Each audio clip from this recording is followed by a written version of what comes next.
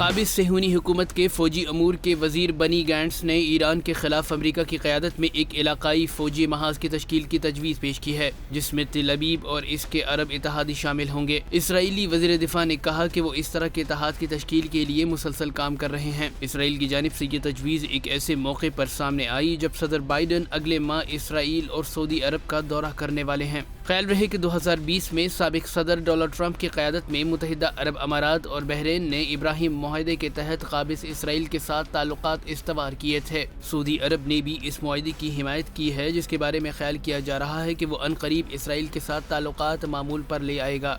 دوسری جانب ایران نے متعدد مواقع پر خطے کے ممالک کو خبردار کیا ہے کہ وہ خطے میں غیر ملکی مداخلت کی اجازت دینے کے بجائے بات چیت کے ذریعے مسائل حل کریں۔